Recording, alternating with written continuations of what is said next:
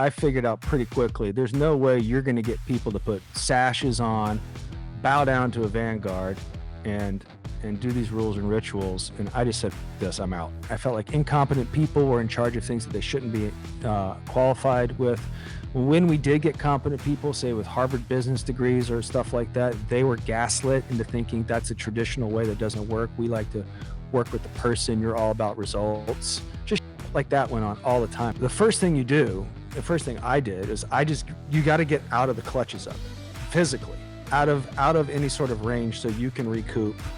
You can strategize. I would find people that are doing what you want to do at the highest level and figure out what they do, in terms of a pursuit. Host Ryan Alford. Hey guys, what's up? Welcome to the latest edition of the Radcast. I'm Ryan Alford, your host, and we've got a pretty radical topic here today. I'm excited about this to kind of go down different angles, but I'm also just excited for everyone to hear if you haven't heard this story. I've got Anthony Ames joining the podcast today. Anthony, welcome to the show. Thanks for having me. Hey, man. Actor, you've probably seen Anthony, some of his work.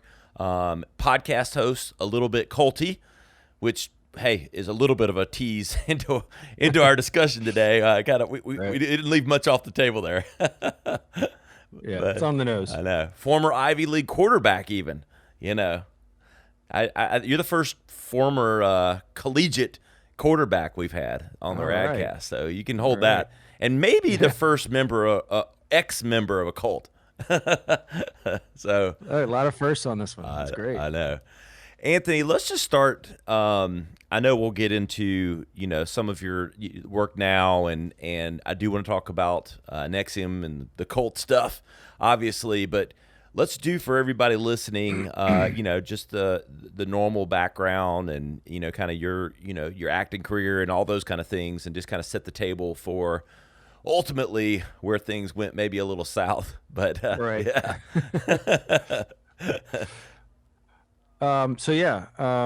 I am originally from your neck of the woods, Atlanta, Georgia. One of four boys and a little girl, a little sister. I don't know,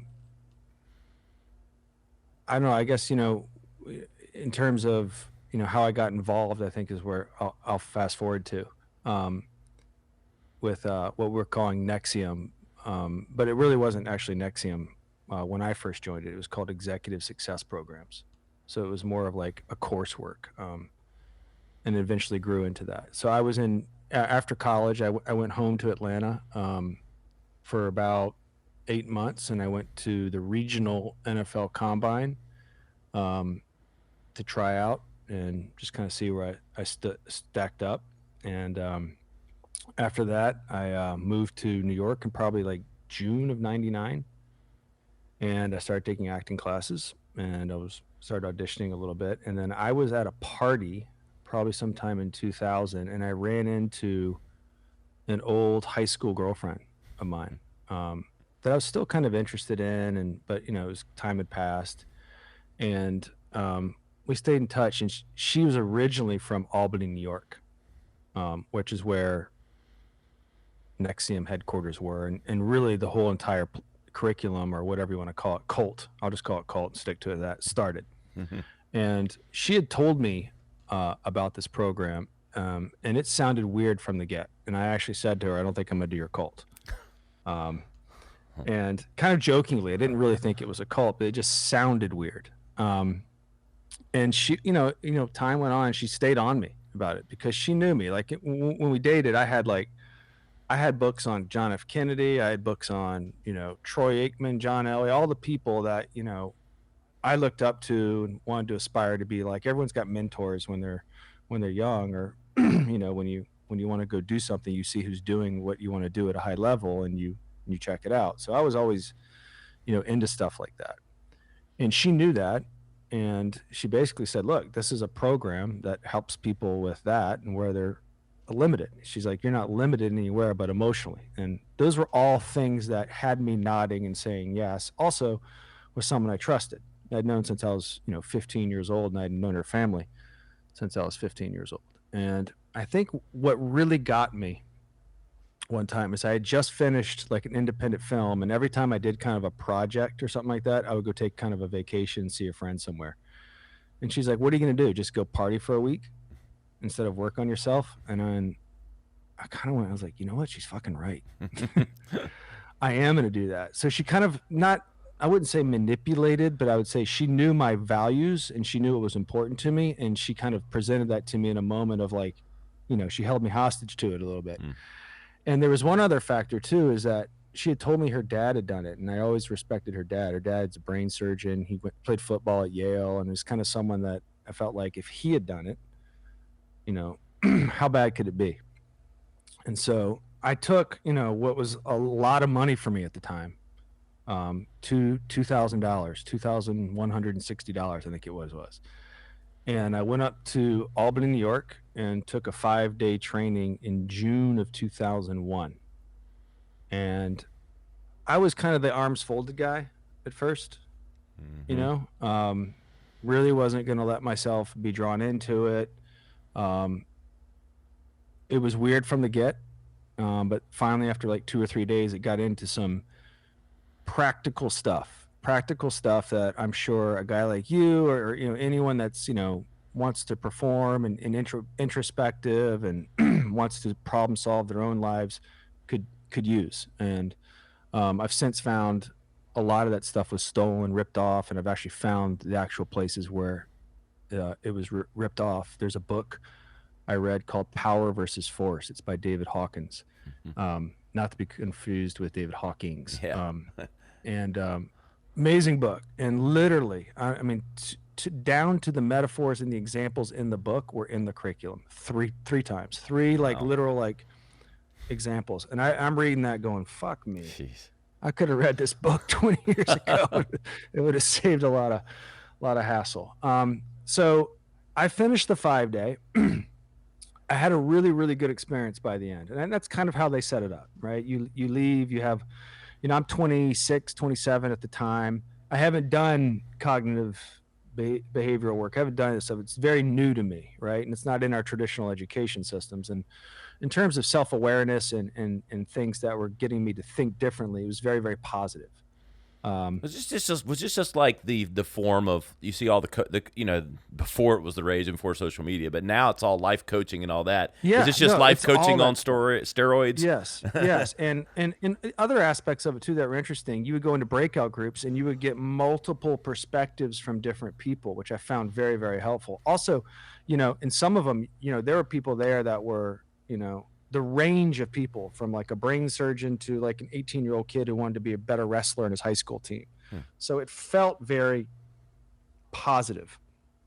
And those are the things that I'm really sensitive to. Like you have to really discipline your mind to get negative emotions out of it. And you have to be self-aware to do that. And that was just some of the things that I always try to get out of my psychology and understand the origin of, which I think is helpful for anyone. Yep. If you want to be successful. And I come from an atmosphere in my household where there was a lot of, I wouldn't say negative reinforcement, but I'll give you an example of something that happened to me when the Olympics were in Atlanta in 1996.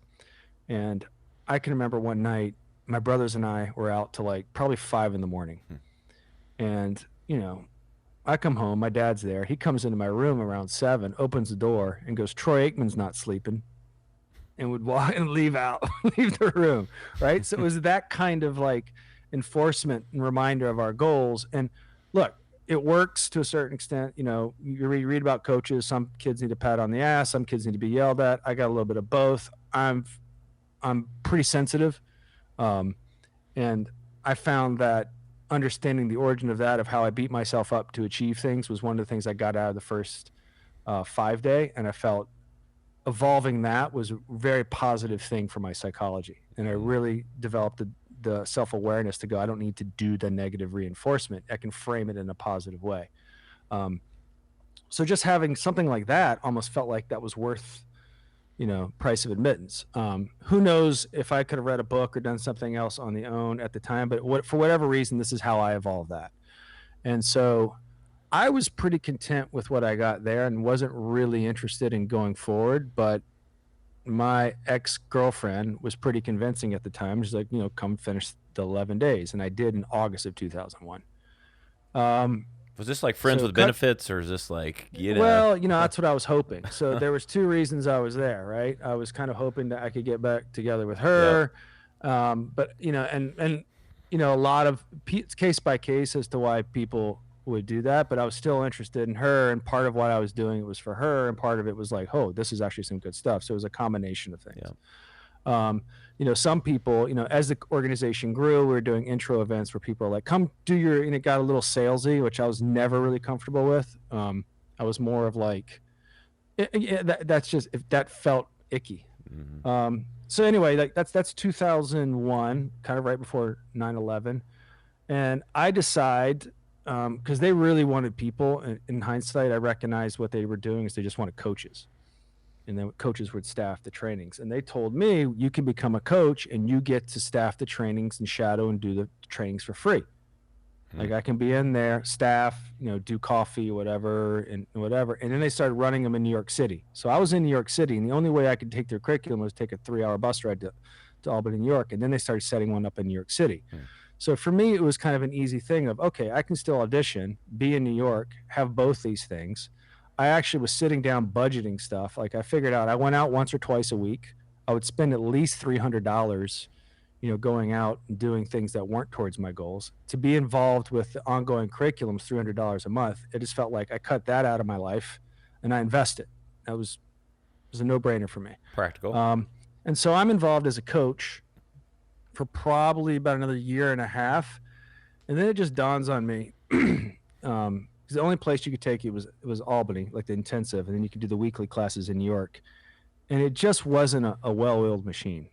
And I figured out pretty quickly, there's no way you're going to get people to put sashes on, bow down to a vanguard, and do these rules and rituals. And I just said, fuck this, I'm out.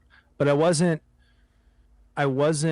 overt with it. I was like, cool, you guys have something good. I'd send a friend or two there under circumstances. I always kept it in the back of the mind in conversations with people, because I would say, hey, if that's what you're looking for, I did this and this was fun. And I'd send a couple friends here and there. And I wasn't involved with the organization for about, let's say 3 years, but it wasn't volatile. It wasn't like I was, pissed at anyone. I knew anything was going on. It was literally a course that I would send friends to, and NXIVM didn't exist as its title yet. It was called Executive Success Programs, and that was the only company that existed at the time. And then that Forbes article came out in 2003. And you need to understand, this organization started in 1998. And in about 3 or 4 years, the president of the organization, Nancy Salzman, was working with Edgar Bronfman, head of Seagram's Liquor and head of the Jewish Halal Center. So head of some very powerful in religion. Head of someone, I forget the woman's name, at Black Entertainment Television. She was coaching them. And then there was someone from Mexico, kind of head of medicine in Mexico. She was in the ear of 3 pretty influential people in a very short amount of time. So it was kind of a ragtag on its grassroots level, but there was an aspect of it where it had gotten to some influential people in a short amount of time.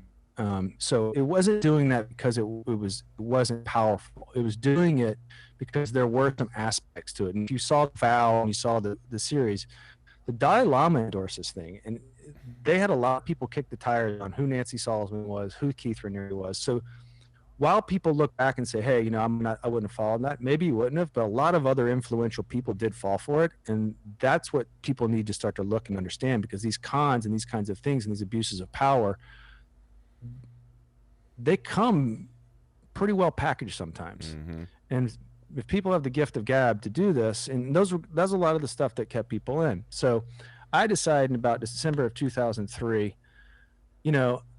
I'm not the person that's going to lead this. I didn't really want to. The ROI on the curriculum had kind of, run its course with me. I got it and I was applying it to my life, and I was in touch with Lauren Salzman here and there. And I felt like, that's going to be my relationship with the company. I don't think I'm going to be a guy that's going to come in and teach the curriculum. And it wasn't my jam. And then I get cast in something in LA in around 2005, 2006, and I live in LA for a little bit. And then the organization in that time, in about 3 years, grew very, very quickly and pretty big. They were in Mexico City, Monterey. It was growing in New York City, and they were just beginning to do a center in LA. And that's when Mark Vicente, a film director who, if you've seen The Vow, he directed the movie What the Bleep Do We Know, which came out around 2005. It had a lot of success. And he came to LA and he was telling me, hey, listen, we have this film project. People thought of you as being one of the characters in this film, and you would have to move back to New York and specifically Albany. And I'm like, well, shit, that sounds like a great opportunity, but it wasn't ESP, it wasn't NXIVM, it wasn't any of those things that was luring me back. It was work. Mm-hmm. And in my mind is I'm going to go shoot this film and I'm going to come back to LA, or, whatever comes from the film will open up other doors. Yep. And so they pay for me. They move my car, they pay for my apartment, they pay for everything to move me back to Albany, New York in around September, August of 2006. We go into pre-production. I get on a helicopter in Albany, New York one day, and I think it was the fall of 2006, fly down the Hudson, land on 34th, wherever that helicopter pad is. We go to Bergdorf Goodman. I get fitted for 2 suits and some stuff for wardrobe. And I think this thing's happening, right? Cut to money, there's always a problem. And Mark, at this point, I'm somewhat pissed at Mark, but I'm not paying for anything. They're paying for me to be there. So I'm kind of like, okay, so this is how it's going to be. Maybe I can start auditioning. Like I wasn't there for the curriculum. I wasn't there for Keith. Yeah. Is in short what I'm driving. I'm there for work. Yeah. And slowly the project keeps getting punted. And finally in the spring of 2007, I kind of have not a fight with Mark, but I'm like, what the fuck? Like, this is my life. Yeah. Like, what's going on here? I have that moment. He's apologetic. He's like, look, and he starts working on another project, which I'm peripherally involved with. And I'm like, okay, if work's happening, I'm okay, yeah. And so I go to the president of the company. I go, look, I don't want you guys paying for anything anymore. It just didn't feel right. I felt like I was, getting a free ride, and I'm someone who wants to earn their shit. And, that just feels better. Yep. It just feels better to earn and like not be dependent. So I kind of take myself off the teat and I'm on my own there. And it just feels better. I don't want to owe anyone. Yeah. Right. And then there's a group of people that want to start, building it in New York City. And I got to tell you, I don't know if you've ever been to Albany, New York, but it's, it's uninhabitable during the winter. And it's a one-horse town. It's not a place I wanted to spend my time. Spent a lot of time in Rochester. And then, it's a similar vibe. I've chased New York since, the Erie Canal wasn't relevant. Everything just kind of pieced out. Exactly. Right? So, I started auditioning in New York, and eventually we opened a center there in, I think, 2009. So I'm like, okay, I'm back in New York. I'm still involved with the organization. I go back and forth to Albany a lot. We've got projects working on. Then I end up running a lot of the New York City stuff. And so I think in my mind, from like 2010 to 11 to when we left, I'm a guy that's teaching the curriculum in New York. I'm going to Los Angeles. I'm going to Vancouver. My wife and I, we started dating in 2010, 2011, right? So now I'm going back and forth to Vancouver because now she has a center in Vancouver, right? I was very instrumental in helping her get stuff set up there. And now I'm living a lifestyle that's like, okay, cool. I'm traveling a lot. So I'm not auditioning anymore, right? So the thing that I originally went out to go do, I'm no longer pursuing my goals. And the very reason I got into taking this curriculum in the first place, I'm no longer doing. So my dreams are on the side, right? And it's a slow process, right? It was a slow process of slowly, making the organization more important than your own dreams and goals. And I started to get frustrated with that because I was always torn. Like, imagine having a goal and then you're helping other people achieve theirs. Yeah. And so, that kind of, relationship started to wear on me, and I felt the time kind of being emptying out, and my aspirations and the things that I wanted weren't being fulfilled. And every time I went to address it, it was like, well, what about the organization and your other goals? Which if, and I had a conversation in 2012 where I almost left with someone. It says like, look, we're building this organization that's supposed to be inspiring change and doing all those things, but I don't see it happening. So I was having these conversations 5 years before I left. And I was like, if you think we're changing the world, we're throwing rocks at tanks. Was the Like it's curriculum changing delusional. through this whole evolution? So yes. Yeah. Well, there was more companies, right? Okay. So then he starts a Jeunesse, which was the women's group. In hindsight, he starts that in 2005, which I think was really Keith's way of being like, now I have access to the women and I can indoctrinate the women. Now at the time we felt so this is how it was built. We live in a very male dominated, female influence world. Fair enough. Right? We can all agree on that. And for whatever reasons that happened, men had to go out and kill and hunt and build the structures of the world while women were more nurturing, and they became more of an authority in that, and men became authority in what they became. It was for survival, right? And so if you subscribe to the notion that society is set up somewhat on our primitive impulses, that imbalance is what we're living with right now. Jeunesse, this soft kind of, is an organization that seeks to define women's power unencumbered by what men define it as. Fair enough. That's noble. That's purposeful. No one would argue with those content points. So you understand the indoctrination. You understand the hook. You understand why people would fall for these things, because nobody's thinking this guy's setting up Jeunesse just basically to get laid. Right? No. And the people around him, which you ended up seeing in a lot of the documentaries, fortified this narrative every time someone like me would go, hold on a second. They told us he was celibate. So this persona was propped up that unless you were directly around him, you didn't see anything otherwise, which is what allowed him to gain influence over a lot of people, because there was a big conglomerate of people, mostly women, that fortified the narrative that he was this person. Now, it didn't come without, it's like, really? Like not everyone was like, that's supposed to be an insensitive term, drinking the Kool-Aid, but I'm going to use it just because I think most people I think they get it. What we're talking about. No, not everyone went in going, yeah, sign me up. A lot of people were like, fuck that, I'm out. I've seen this before. A lot of people were like, you had to convince a little bit more. So it's a case-by-case thing. But ultimately, it was a case where he abused his power, got people around him to propagate a narrative about who he was. And when challenged, people like me were lied to by people I trusted and were friends with that I never would have thought happened. So that's what led to the ultimate DOS branding and all that stuff. It was a 10, 15 year for some people indoctrination. And then at a certain point, when the red flags came up, I kind of felt like I didn't challenge him anymore. The organization had my trust and my loyalty until I saw with my own eyes that shit's not what you guys are saying. And then that's when I kind of went postal. But it sounds like from the get-go, you were a little bit of a rebel in disguise within the organization. Yeah. So, I was somewhat vocal about it. Yeah. I was vocal with people around me. When people go, well, I'm going to Albany to work on this, I go, don't go to Albany. Don't go there. Stay here, do your goals. And I think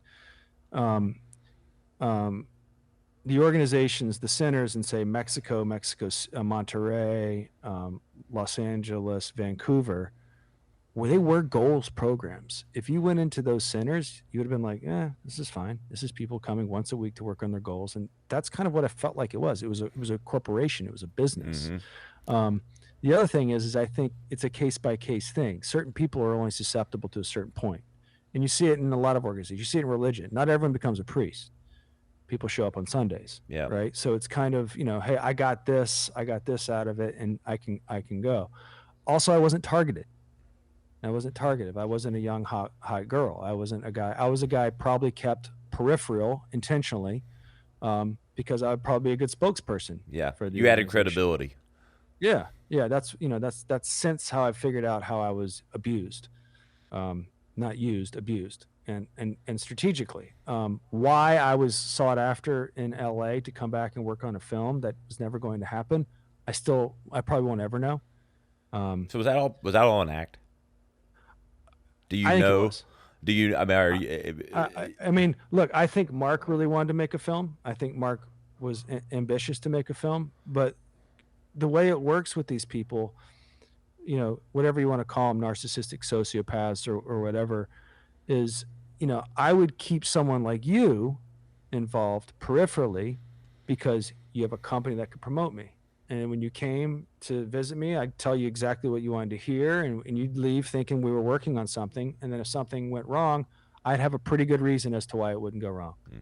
Until finally, after a year or two, you'd go, this guy's hot air. He doesn't do anything. That happened a lot too. People would come to town, they'd be working on a project, and then they'd leave after a year or two because it didn't happen. And then when you go ask why they left, the powers that be around Keith would go, well, they didn't want to work their issues.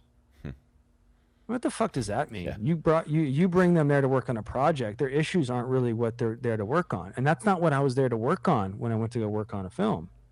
But ultimately it became something that I kind of got gaslit into, but I also felt like, hey, if this is work, I'm just going to toe the line a little bit until I recognized, I recognized when I would go back to complain to the organization, hold them accountable, that they just always had a arbitrary reason. Was this multi-level marketing though? I mean, and that's what it gets classified as. I mean, like the whole.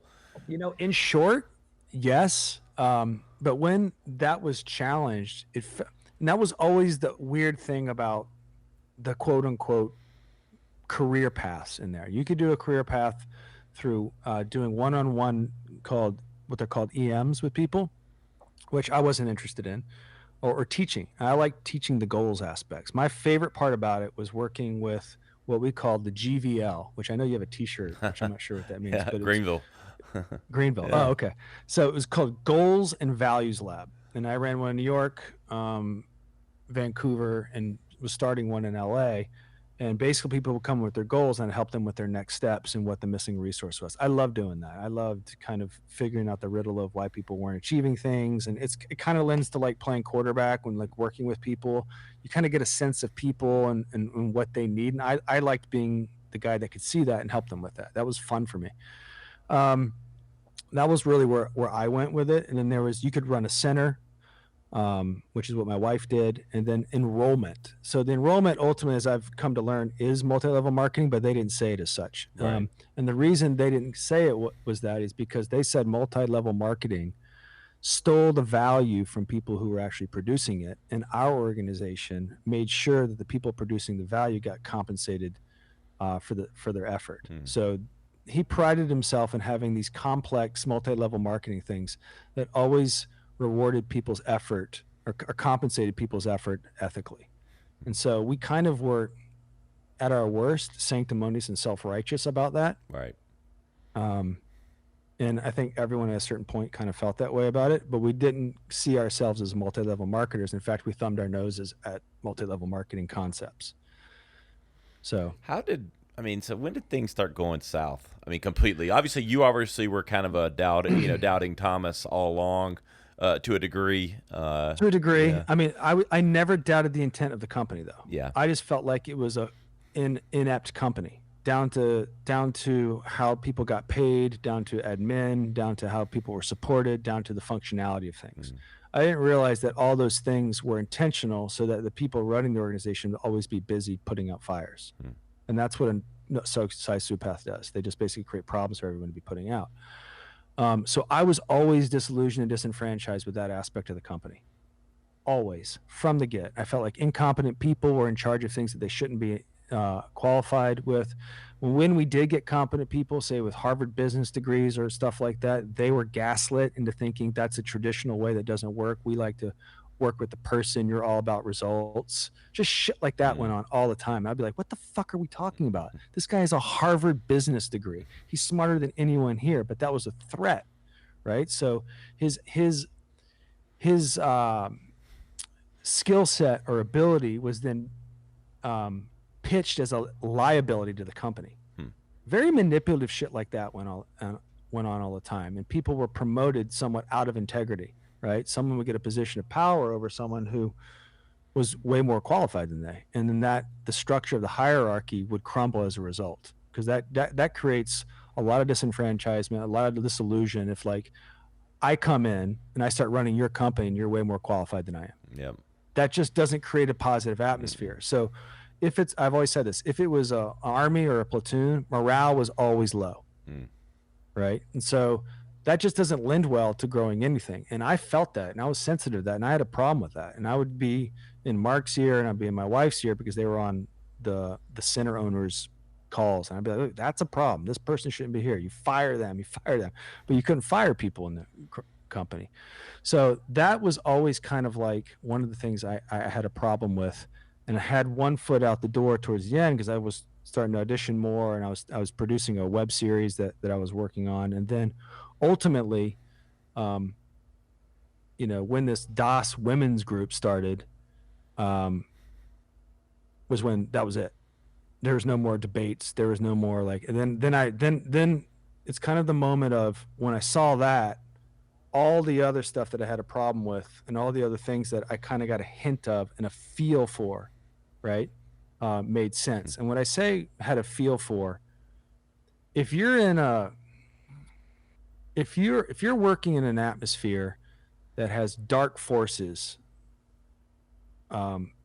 imbuing it, informing it or whatever, you're going to feel it on some level, right?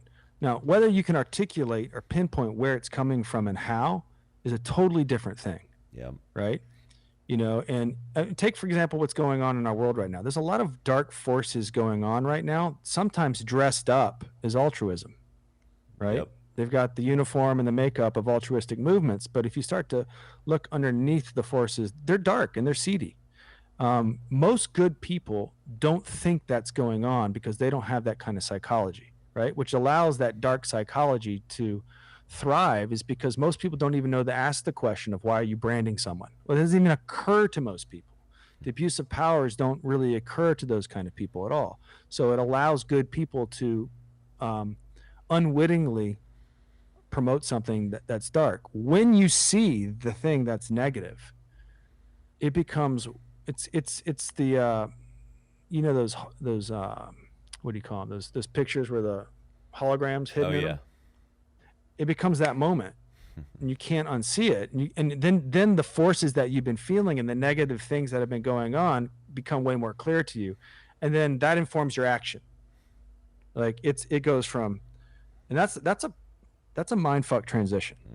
Just so I know, you go from a believer to holy shit. I've been aligned with something that's dark. And then you're left with your own morality and what to do. And for me, I was, I wanted to flip some tables. I wanted to, you want to punch some people in the face. Yeah. My wife and my family were put in danger, and I also knew that a lot of people around me were still in the indoctrination, and I had to be sensitive to that. They were still my friends. I didn't want to inflict pain, but my first thing was I need to get my wife and child out of harm's way, and I'm going to go rattle as many cages as I can, and then let the authorities do their work. And they did in an amazing way, and they exposed things that I couldn't even imagine. What was the, you talk about, getting out of harm's way, and, for everyone that doesn't know, haven't maybe seen or heard the entire story of all this. And we're going to, tell people where to find all that at the end, but okay. But what was, you talked about, I mean, some of it, like what was really happening that made you practically fear for your life or your family's life, or like just what was happening, or was it just how powerful they were, or just the influence? Yeah, you nailed it. I recognized I was dealing with a powerful force that if they wanted to, and they wanted to turn their guns on me, my wife, could, and they could do it legally. And legally is I put in air quotes. That is the banner of morality they hide behind so they can do their abuses. Does that make sense? Yeah. So they can come after us under this faux dressed up principle of we've wronged them, we've done things injustice, and Keith is going to flex how he upholds his principles in the world in a very altruistic way while abusing people the entire time. And if I can really impart what the force is it's different than traditional tit for tat, if that makes sense. It's not an overt abuse. It's not like, I punch you. Right. It's okay, I'm going to do it. It's an abuse of the mind. It's abuse of the soul, if you will, right? So he sucks people's souls while pretending to empower them. Right? Yeah. And that's when I recognized, holy shit, this guy's built a whole entire persona, a whole different entire things, and he's abusing people. And so the first thing I did is you got to get out of the clutches of it physically, out of any sort of range, so you can recoup, you can strategize. And we had, and for those of people who don't know, Mark Vicente and his wife left before we did. And that's really when I knew I was gone, because I knew something was wrong then, because I'd seen Mark a month before he left. I could feel it. And I knew he wasn't telling me something, but I didn't know what. And he knew he couldn't tell me directly what it was, because I probably wouldn't have believed it. So he was very strategic in how he told Sarah, and he was very strategic in how he told me about the abuses that were going on with the women. And he didn't know all of them. He didn't know everyone was branded. He didn't know there was a women's group that was going around and doing all these things. So it had been going on for probably like 2 or 3 years, which incidentally, we all had a feel that something weird was going on, but I didn't live in Albany, so I didn't get to see it every day. And also it was people losing a lot of weight really quickly that I just looked at and go, that's your goal. That's your life. Who am I to tell you that, losing weight and all that stuff shouldn't be your goal? It wasn't my problem. And I was in Albany and I was out. So, the forces that I felt like I was dealing with were dark, and it wasn't something I could go intellectually talk people out of, if that makes sense. They were heavily indoctrinated. You're talking to people that have a dogma behind them and think they're right. And who they're defending at all costs, it didn't really matter. And when you're in that kind of space, I've seen they're willing to go ruin people's lives in the name of Allah, if you will, right? They don't think that what they're doing is abusive. And that's dangerous. You're dealing with something that, you have to understand what you're looking at when you see that. And it's extreme. So I felt like, okay, that's the problem. What I'm seeing right now in physical evidence is a physical manifestation of the emotional abuses that I feel like have been going on the entire time and couldn't articulate. Right? Yeah. So, in a lot of ways, the physical manifestation of those abuses are the thing that took it down. In a lot of ways, we were lucky to have that, because there's no intellectual debate about branding someone in the pubic area with your initials. The conversation's over at that point. Yeah. And I was going to make sure it was over. I wasn't going to get into, oh, well, they agreed to it. No, fuck you. This shit stops with me. And I don't know what I would have done. And I don't say this to be a tough guy. I don't, and I certainly I didn't want to use violence to handle my problems. I think once you do that, you put yourself in a category and domain of lack of credibility, and you create a whole slew of other problems for yourself. But if we were going to if the police or FBI wasn't going to do their job, and we were going to get tied up in litigation with Claire Bronfman's abusive regime, I don't know what I'd have done, because I knew where they all lived. How many women end up getting branded? So we don't have the official tally, but I think it's in the range of 20. Okay. And they claim there was like 100 women that were in it, but most of them didn't know what was going on. I just don't know if once you start doing that, I just don't know how he, I guess, envisioned it going down. Like, he was just that brash. This was my letter. Well, you see this with everyone, right? You see this with dogmatic leaders everywhere. Once you start to get away with all this stuff, you create a belief that you can do anything. Yeah. And read your history books. Yeah. right? And some of them have. I mean, you know, you look at, and I've read, because I was a history major in school, and one of the most fascinating courses I took in college was on Russian history. And there was a poll done in like 1990, 1991 about Joseph Stalin, and 51% of the population still saw him in a favorable light. Now, the body count on Joseph Stalin, we don't know yet. Yeah. It's in the 20 million, right? Yeah. So that's very telling, right? These people think they can get away with it, and they get a conglomerate of people around them that agree with them, and then they're afraid to say anything otherwise. So, you know, it's a culture of fear masquerading as altruism. And I think they lose touch. They lose touch with, like, you have a billionaire heiress that can protect you. You lose touch with the reality of your abuses. You lose touch with the reality of what you can get away with. And you've seen it in other things with Jim Jones. And that was my letter to Nancy, when the president of the company, when we got out. It's like, what was the next step with us? Where was this headed? Like, if it's an algorithm, right? You know, you take an algorithm of someone who's 15 years old, has really good habits. They say want to be an athlete. They've got things. You can extrapolate out that, hey, this person might end up in 10 years in a professional league based on those habits. You're branding women. You're having blowjob sessions. You have a secret group that they can only have sex with you. Extrapolate that algorithm 5-10 years from now. Where the fuck is that going? Yeah, exactly. Do you know what I mean? And there was already 2 women very close to this guy who died of kind of rare cancers. And they were 2 women that were extremely healthy. Like, you know, didn't put anything bad into their bodies. Now, I don't know their genetic disposition, but I also know they're very healthy and mindful. So these aren't accidents. And I don't think any of this stuff is coincidence. So once I really took inventory on that, you know, there was no way I was going to throw every punch I could to end it within my power. And that really became, you know, Mark Vicente, his wife Bonnie, my life and my wife's life for a better part of, you know, a year or two, and still is, in a sense of, you know, I told my wife, we're going to turn a negative into a positive, and it's not going to be easy, because the hardest part is we need to discipline our psychologies, right? That the biggest thing, and I've been in situations like this before. It's like, you have to really condition yourself to be positive about this, and it didn't feel that way.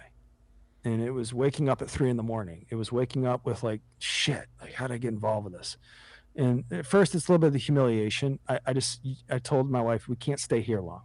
Like, we have to get out of this in our psychologies and turn our experience into wisdom and content so people can understand it. And our lane, whether we like it or not, isn't necessarily cults. It's abuses of power. And I don't think I'm going to be talking about cults for much longer. I mean, I think you know, if I talk about cults and the abuses of power responsibly, this is going to segue into something else. Yeah. And so our story is our power right now. And that's been somewhat of a difficult thing to embrace, for a lot of reasons. But I firmly believe a lot of times in life, you don't get to pick and choose how and what you're going to stand for, what you're going to stand for. It's what's ever in front of you. And that's going to dictate your character a lot of the times, the adversity and how you handle it. And that's been the lesson of this whole thing. And hopefully I can turn that lesson into some wisdom. And that's, you know, what our podcast is about now. And whenever I sit down with someone, I just really, it's very important for me to stay in that lane until other lanes open up, and I feel like I'm an authority in that lane, if that makes sense. It does make sense. Yeah, because I'm serving the story. The story doesn't serve me, right? So, and my story is different than my wife's, and everyone else's who's been involved with it. So that's been the lesson of this whole thing. And what episode are you got? How far are you into the A Little Bit Culty is the So we're podcast? done with our first season. Okay, first season's over. So we had 13 episodes, and how that came to be is a great example of what to embrace and how to embrace it.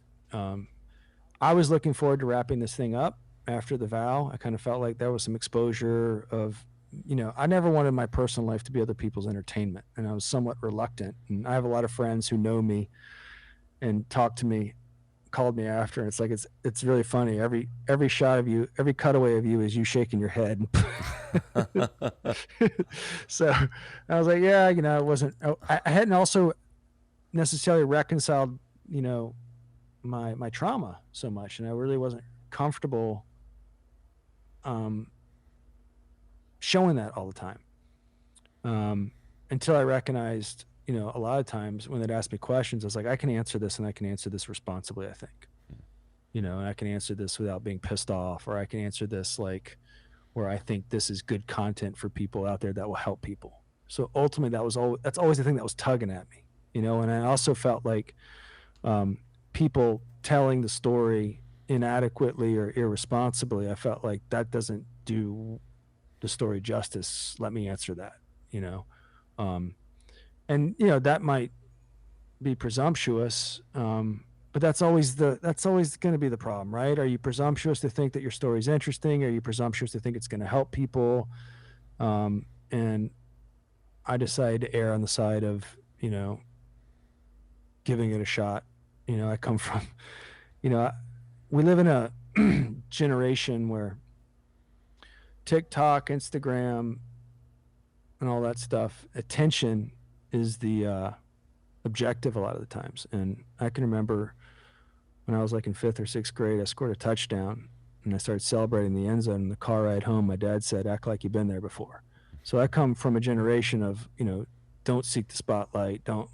So there's that conflict of, attention's the value and the objective sometimes, and attention ought to be the effect of your pursuits, and ought to be when you sit down with someone, the attention you're getting is the effect of some sort of pursuit that you have, or some sort of objective value that people want to hear. So I've always kind of wrestled with that. And when we were approached about the podcast, I'll say this, we had some dark forces pulling at us, and when we got out, the light showed up.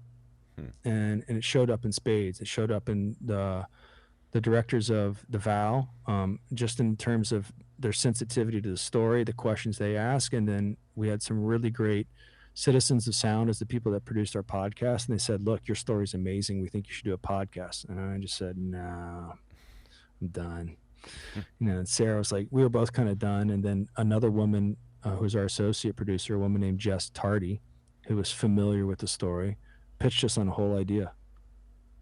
And I looked at Sarah and I go, that's actually not a bad idea. We can just riff. And we did, and it started to grow, and we are negotiating a contract for our 2nd season right now, which will start in probably a couple weeks. I love it, man. So what else are you up universe to? Provided. What else are you up to? Well, like 2 kids dominate my time. I'll tell you that. So I love that. I love my kids. I look at them as they're going to be, hopefully reap the benefits of our wisdom. I audition probably 2-3 times a week. So I've been doing a lot of that. And this podcast, we didn't know we were taking a bite out of it. Takes up a lot of time. So, it was perfect timing in terms of COVID, because we basically had an opportunity fall right into our living room where we could do it. So that's been great. So, being a good dad is what I've been trying to do. And, podcast and auditioning a lot. And, there's other stuff that we're kicking around right now, but I think just dominate what's in front of you as much as you can. What would you tell people that are listening? Like, I wanted to have you on to hear the other side of where business goes south and how people get drawn in and all those things and all the wonderment that was your story. What would you tell people, because now, like you mentioned, the world we live in with attention and all these things. So the opportunity is even greater for something like this is probably happening right now. We don't even know it, or, someone knows it. But what would you tell someone, that's listening, like what to, obviously you're a smart guy, you were looking out for it. You always had this tug of some negative energy that was going on with it. But is there anything you tell people, that are kind of might be going through it or having that potential? I mean, the question I hear you asking is what are the red flags and kind of what are some of the precursors and stuff like that? Because because we're in an age where the traditional job cycles aren't what they are, and there's a lot of people inventing gigs online, and the economic situation, the pressures are somewhat more acute than previous generations, Right. which make you somewhat susceptible, right? And there's not a lot of clear pathways to do jobs that are somewhat obsolete now. And it was different 20 years ago, but it was the precursor for what's going on right now. So you see a lot of these people propagating themselves as people that they're not. And I think that's becoming way more exposed because we're just saturated with it. Yeah. So I would say a couple things. Number one, trust your gut, right? And there's a couple of delineations in that, because one of the first things they told us is like, if this feels bad, it probably means it's working, right? So, that comes with a caveat, right? I would find people that are doing what you want to do at the highest level and figure out what they do, in terms of a pursuit. If you come across someone who's somewhat of a claims as a prophet and makes bold assertions about themselves, that's a pretty good indication that they're not that. A lot of times. If you try to challenge and ask questions and get pushback and get gaslit and get flipped around on you, that's a pretty good indication that it's something to run from. And I would, if something feels bad, I would not move forward until it feels better. Meaning, this is a problem. Why is this a problem? Like, there was certain things that I handed the responsibility of interrogation off to someone I felt like it had done it for me, if that makes sense. Yep. I would go, what is this they're saying about him here? And they'd give me an explanation back. And because I trusted them and all that stuff, I'll go, okay, and I would accept it. To me, when I look back on my responsibility, that's the biggest mistake I had, because I had some questions. I went to people that I trusted, but I didn't recognize that they were indoctrinated into towing the company line. And that cost me probably 12 years of my life, because I didn't go back and really and a lot of it was like somewhat laziness on my part, and somewhat like, I trust him, and that cost me. And going back to the specific points of when that happened, it's hard to figure out. One of my mentors always told me it is, you don't have to apologize for trusting, but verifying. Right. Trust right. but verify. Right. Exactly. You nailed it. And so it isn't to say I don't trust anymore. I trust differently. Yeah. And one of the things that I am very, very sensitive to right now, and I point it out to my wife every time I see it, is the loading of language. And we get into a lot of some of these in our podcast and how it looks, but our story doesn't mean anything if we can't take our experience and kind of relate it to what's going on in other domains and other hierarchies, because the abuses of power that went on in our organization aren't proprietary to cults, right? And the loading of language is one that I see right now, particularly, and not to pick and delineate on, but with the political correctness that's going on right now, where if you control the words and you control the dialogue in that way, it means you control the thoughts, and it means you control the nature of where the conversation is going to go. And that leads to thoughts, which lead to behaviors.